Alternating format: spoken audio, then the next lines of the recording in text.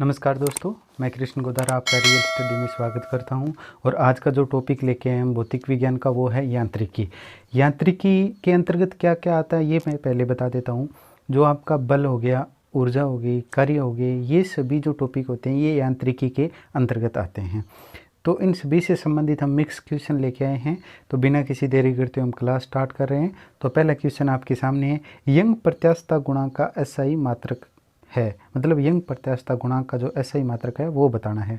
Dine बटे semi, Newton बटे metre, Newton बटे प्रति मीटर स्क्वायर, न्यूटन बटे सेमी। यानी न्यूटन प्रति सेमी भी बोल सकते हैं या बटे भी बोल सकते हैं, और वो अपनी अपनी लैंग्वेज होती है भी आप किस तरीके से बोल रहे हो। तो पहले आपको ये पता होना चाहिए भी ये प्रत्यास्थता गुणांक किसे कहते हैं। तो देखिए, पहले आपको ये भी प्रत्यास्थता होती क्या है ये भी थोड़ा देखते हैं।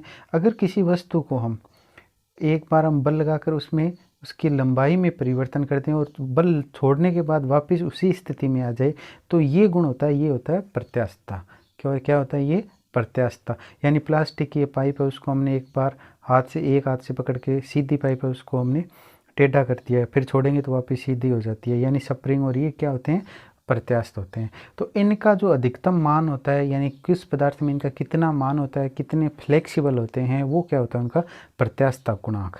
तो इनका प्रत्यास्थता गुणांक होता है भी एक क्षेत्र पर लगने वाला बल, यानी न्यूटन बटे मीटर स्क्वायर, न्यूटन बटे मीटर स्क्वायर। नेक्स्ट क्वेश्चन की बात करते हैं। निम्नलिखित युग्मों में से किन भौतिक राशियों के समान विमीय सूत्र नहीं है? यानी जो राशि हैं उनके विमीय सूत्र किन किन के समान है और किन किन के नहीं है। बल एवं दाब, कार्य एवं ऊर्जा, आवेग एवं संवेग, भार एवं बल। तो आपको पता होना चाहिए, कार्य और ऊर्जा का एक ही जो विमीय सूत्र होता है वो एक ही होता है। आवेग और इनका भी एक होता है, और भार और बल का भी एक ही होता है। अब दाब और बल का क्या होता है? अलग अलग होता है। दाब और बल का क्या होता है? अलग अलग होता है, क्योंकि एकांक क्षेत्र पर लगने वाले बल को क्या कहते हैं? दाब कहते हैं। तो इनमें क्या हो जाएगी? एक की स्क्वायर दो और ऐड हो जाएगी। नेक्स्ट क्वेश्चन की बात करते हैं। बहुत ही अच्छा क्वेश्चन है। एक खगोलीय इकाई संबंधित है, यानी एक खगोलीय प्रकाश वर्ष, और ये इस प्रकार के क्वेश्चन बहुत बार पूछे जाते हैं। कौन सी इकाई है? तो इसमें सीधा पूछा गया भी एक खगोलीय इकाई किसे कहते हैं? सूर्य एवं पृथ्वी के बीच की दूरी से, चंद्रमा तथा सूर्य के बीच की दूरी से, सूर्य तथा चंद्रमा के बीच की दूरी से, उपरोक्त में से कोई नहीं। तो जो एक खगोलीय इकाई होती है वो क्या होती है? सूर्य तथा पृथ्वी, उनके बीच की दूरी को क्या बोलते हैं? खगोलीय इकाई। नेक्स्ट क्वेश्चन की बात करते हैं। निम्नलिखित में से कौन सी अविमीय राशि है? यानी ऐसी राशि जिसकी कोई विमा नहीं हो, उसे क्या कहते हैं? अविमीय राशि। विकृति, ऑप्शन ध्यान से पढ़िए। विकृति, श्यानता गुणांक, गैस नियतांक, प्लांक नियतांक। यानी ये बोल रहा है जैसे विमा सूत्र होता है ML और T, इन तीनों में जीरो मान किस किस में होता है? तो जीरो मान किस में होता है? विकृति में होता है। नेक्स्ट क्वेश्चन की बात करते हैं। निम्नलिखित में से कौन सी एक सदिश राशि नहीं है? संवेग, वेग, कोणीय वेग, द्रव्यमान। पहले आपको ये पता होना चाहिए भी सदिश राशि कौन सी होती है और अदिश राशि कौन सी होती है। तो सदिश राशियाँ वे होती है जिनके क्या हो? एक तो इनकी दिशा हो, और उनके साथ क्या हो? इनका परिणाम हो। इनका क्या हो? परिणाम। और अदिश राशियों में सिर्फ क्या होता है? परिणाम होता है। अदिश राशियों में सिर्फ क्या होता है? परिणाम होता है। तो कौन सी राशियाँ होती है? तो वो होती है भी द्रव्यमान, क्योंकि द्रव्यमान का परिणाम होता है, दिशा कोई नहीं होती, कहीं पे भी हो सकती है। और एक छोटी सी ट्रिक भी और है भी, जिन राशियों में व्यय का ज़्यादा प्रयोग होता है ना, पूरे व्यय का, वो क्या होती है? सदिश राशियाँ। वो क्या होती है? सदिश राशियाँ। जैसे संवेग हो गया, वेग हो गया, कोणीय वेग हो गया। और एक और बता दूं, दिमाग में आ रहा है तो आपके कहीं डाउट पैदा हो, सभी के लिए ज़रूरी नहीं है ये, पर 90% जहाँ व्यय का प्रयोग होता है हिंदी के, वहाँ पे वो कौन सी राशियाँ होगी? सदिश राशियाँ। नेक्स्ट क्वेश्चन की बात करते हैं। अदिश राशि है, मतलब अदिश राशि कौन सी है? ऊर्जा, बल आघूर्णन, संवेग, उपरोक्त सभी। यानी कौन सी राशि है? वो है आपकी अदिश राशि है। तो कौन सी राशि है? ऊर्जा, क्योंकि संवेग और बल आघूर्ण हम पढ़ चुके हैं। ये कौन सी राशियाँ होती है? ये होती है सदिश राशियाँ। नेक्स्ट क्वेश्चन की बात करते हैं। निम्नलिखित में से कौन सी एक राशि सदिश राशि, यानी निम्न में से कौन सी राशि एक है वो सदिश राशि है? संवेग, दाब, ऊर्जा, कार्य, यानी 4 ऑप्शन दिए हुए हैं। तो मैंने पहले बताया था लगभग जिन शब्दों में, या हम कह सकते हैं अगर ट्रिक की बात नहीं करके सीधा बोलें तो क्या होना चाहिए, जो सदिश राशि होती है उसमें क्या होना चाहिए, एक तो दिशा होनी चाहिए उनकी, और दूसरा उनका क्या होना चाहिए, परिणाम होना चाहिए। दूसरा क्या होना चाहिए, परिणाम होना चाहिए। ऊर्जा, दाब और कार्य, ये तीनों राशियां हैं, इनका सिर्फ क्या होता है, परिणाम होता है, इनकी दिशा नहीं होती है। तो इनमें से ऑप्शन कौन सा होगा, ए। कौन सा होगा, ए। नेक्स्ट क्वेश्चन की बात करते हैं। निम्नलिखित में से कौन सी राशि सदिश नहीं है? निम्नलिखित में से कौन सी राशि सदिश नहीं है, यानी अदिश राशि है? यानी कौन सी राशि है, अदिश राशि है? विस्थापन, वेग, बल, आयतन। तो ध्यान रखिएगा ये तीनों राशियां हैं वो कौन सी है, सदिश है। और आयतन क्या है, अदिश राशि। आयतन क्या है, अदिश। नेक्स्ट क्वेश्चन की बात करते हैं। निम्नलिखित में से सदिश राशि है वेग, द्रव्यमान, समय, लंबाई। वेग, द्रव्यमान, समय और लंबाई तो आपको पहले ही बता चुके हैं। तो कौन सा होगा इसमें, वेग। अब आपके दिमाग में ये रहे सर इसमें वह इसमें भी है, तो इसमें पूरा वह नहीं है। और दूसरी बात, सभी के लिए वह वाला नियम नहीं लगता। नेक्स्ट क्वेश्चन है, निम्नलिखित में से कौन सी व्युत्पन्न परिभाषा नहीं है? यानी व्युत्पन्न किसे कहते हैं, पहले तो ये होना चाहिए भी एक से दूसरा बन, एक होती है मूल मात्रक, एक होते हैं व्युत्पन्न मात्रक। ये बात हो रही है, क्या होते हैं, एक मूल मात्रक होते हैं, एक व्युत्पन्न मात्रक होते हैं। मूल मात्रक में क्या होता है, सिर्फ एक सिंपल सूत्र होता है, और व्युत्पन्न मात्रक में क्या होते हैं, 2 या 2 से अधिक तत्व लिए जाते हैं। तो घनत्व, द्रव्यमान, आयतन और चाल। तो अच्छे से पढ़ लीजिए, निम्नलिखित व्युत्पन्न परिभाषा नहीं है, घनत्व, द्रव्यमान और चाल। तो किसकी नहीं है भी, चाल की। कौन सी है, चाल। ठीक है। नेक्स्ट क्वेश्चन की बात करते हैं। क्योंकि ये सभी क्या होते हैं, ये पदार्थ के गुण होते हैं। और चाल का क्या होता है, दूरी बटा क्या होता है, समय होता है। दूरी बटा क्या होता है, समय। तो दूरी अलग होगी, समय अलग हो गया। नेक्स्ट क्वेश्चन की बात करते हैं। त्वरण ज्ञात करने का सही सूत्र क्या है? त्वरण ज्ञात करने का सही सूत्र क्या है? ऑप्शन ए है v माइनस यू बटे टी, दूसरा है v प्लस यू बटे टी, तीसरा अपने पास है v प्लस यू बटे टी, फिर चौथा है अपने v यू बटे 2।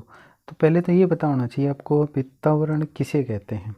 त्वरण किसे कहते हैं, वेग में जो परिवर्तन होता रहता है, यानी हम 0 से शुरू करते हैं। जैसे हम गाड़ी में बैठे हैं, गाड़ी की स्पीड 0 है, वो धीरे धीरे चढ़ती जाती है, 100 तक होती है। तो ये जो परिवर्तन होता है ये क्या कहलाता है, त्वरण। क्या कहलाता है, ये त्वरण। ध्यान रखिए ये क्या कहलाता है, त्वरण कहलाता है। उसके बाद मैं आपको ये बता दूं, भाई ये बोल रहा है कि सूत्र क्या है, तो ये क्या होता है, इसमें जो अंतिम वेग होता है, अंतिम वेग में से प्रारंभिक वेग घटा दिया जाए, यानी अंतिम वेग हो गया अपना v और प्रारंभिक वेग हो गया u, अगर घटा दिया जाए तो वो क्या कहलाता है, अपना त्वरण। क्या कहलाता है, त्वरण। नेक्स्ट क्वेश्चन की बात करते हैं।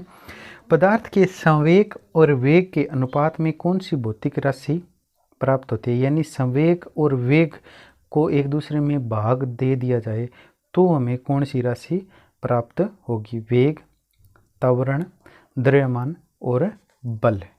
और बल तो कौन सी राशि होगी हमें, द्रव्यमान। कौन सी राशि प्राप्त होगी, द्रव्यमान। नेक्स्ट क्वेश्चन है। अब देखिए आपको दिमाग में आ रहा है तो मैं बता देता हूँ कैसे करना है। संवेग ऊपर लिखना है, नीचे क्या लिखना है, वेग।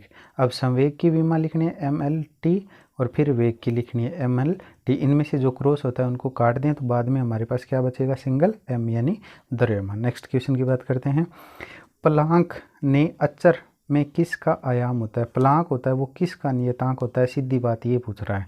ज़्यादा टेंशन लेने वाली बात नहीं, एकदम डायरेक्ट मौके पे आ जाइए।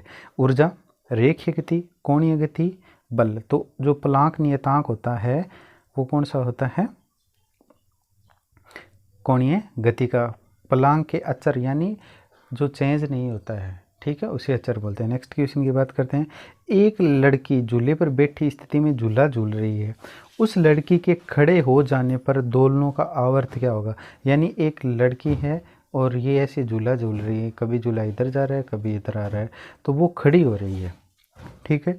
तो उसमें जो दोलन है उनका आवर्तकाल क्या होगा, उस आवर्तकाल पे क्या फ़र्क पड़ेगा, ये बोल रहा है।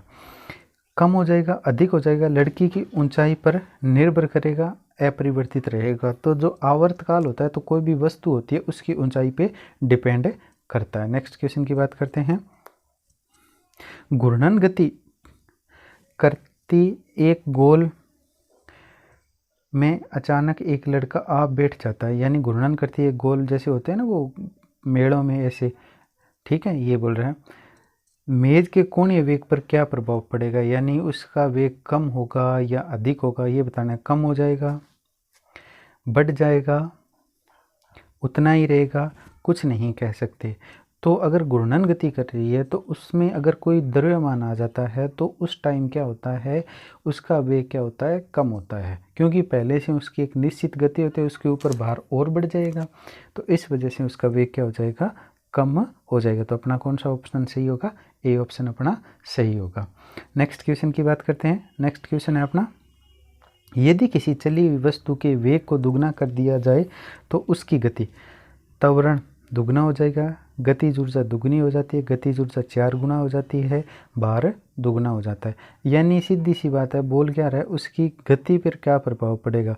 तो गतिज ऊर्जा का सूत्र होता है 1/2 mv²। अब यहाँ क्या कह रहा है, वेग को दुगना कर रहा है। किसको दुगना कर रहा है, वेग को दुगना कर रहा है। तो 1/2 m और यहाँ पे 2v की स्क्वायर, क्या हो गया 2v की स्क्वायर, तो 2 गुना 2 की स्क्वायर कितना होता है 4, तो कितना गुना बढ़ जाएगा 4 गुना। क्या हो जाता है, इसका प्रभाव क्या होता है, 4 गुना बढ़ जाता है। सॉरी कितना हो जाता है, सॉरी उसकी गतिज ऊर्जा बढ़ेगी, कितनी बढ़ेगी 4 गुना। नेक्स्ट क्वेश्चन की बात करते हैं। किसी पिंड के द्रव्यमान तथा भार में अंतर होता है, क्योंकि हाँ भाई अंतर होता है या नहीं होता है, बस ये बताना है अच्छे से दिमाग में सोच के, ठीक है। द्रव्यमान परिवर्तनीय होता है जबकि भार स्थिर रहता है, द्रव्यमान स्थिर रहता है जबकि भार परिवर्तनीय होता है। दोनों सत्य हैं, दोनों गलत हैं। तो इस बात को ध्यान रखना है भी, द्रव्यमान होता है वो हमेशा ही किसी भी वस्तु को कहीं पे भी लेके जाएं वो क्या होता है, स्थिर होता है, और भार क्या होता है, परिवर्तनीय होता है। और क्यों परिवर्तनीय होता है ये मैं बता देता हूँ कि इसके ऊपर ग्रेट वी यानी जी का प्रभाव पड़ता है। नेक्स्ट क्वेश्चन की बात करते हैं। किसी भी स्थिर या गतिशील वस्तु की स्थिति और दिशा में तब तक कोई परिवर्तन नहीं होता जब तक उस पर कोई बाह्य बल नहीं काम करता। यानी कोई वस्तु, इस पे कौन से न्यूटन का नियम, प्रथम नियम है या द्वितीय नियम है या तृतीय नियम है या गैलीलियो का गतिक नियम है। ये बोल रहा है भी कोई वस्तु है वो गति कर रही है, एक समान गति कर रही है, उस पर बाह्य बल नहीं लगा रहे हैं, तो ये कौन सा नियम होता है, प्रथम नियम होता है। प्रथम नियम कौन सा होता है, जड़त्व का नियम। और ये नियम कहता है अगर कोई वस्तु गतिशील है तो वो गतिशील रहेगी, अगर कोई वस्तु स्थिर है तो वो स्थिर रहेगी तब तक जब तक उस पर कोई बाह्य बल कार्य न करे। हाँ भी क्लास कैसी लग रही है, अच्छी लग रही है तो प्लीज़ ज़्यादा से ज़्यादा शेयर, लाइक एंड सब्सक्राइब जरूर करें, और नेक्स्ट क्लास के लिए बेल आइकन का बटन ज़रूर दबा दें। तो नेक्स्ट क्वेश्चन हम बात करते हैं। नेक्स्ट क्वेश्चन अपने सामने दिया हुआ है, भी बिना टेंशन करते हुए हम लेते हैं। क्वेश्चन है, किसी असंतुलित बल द्वारा किसी पिंड में उत्पन्न त्वरण, यानी असंतुलित बल है, यानी असंतुलित बल द्वारा किसी पिंड में उत्पन्न त्वरण, मतलब वो पिंड में उत्पन्न त्वरण होता है वो क्या प्रभाव करेगा। बल के अनुक्रमानुपाती होता है, व्युत्क्रमानुपाती, अनुक्रमानुपाती है, बल के प्रभाव से स्वतंत्र होता है, शून्य होता है। यानी ये बोल रहा है भी कोई वस्तु है इधर से उधर जा रही है, असंतुलित बल लग रहा है, अगर असंतुलित बल लगेगा तो हमेशा ही क्या होगा, इसका वेग क्या होगा, बढ़ेगा, यानी अनुक्रमानुपाती हो गया, यानी जितना बल बढ़ेगा जितना उसका असंतुलित बल लग रहा है। नेक्स्ट क्वेश्चन की बात करते हैं।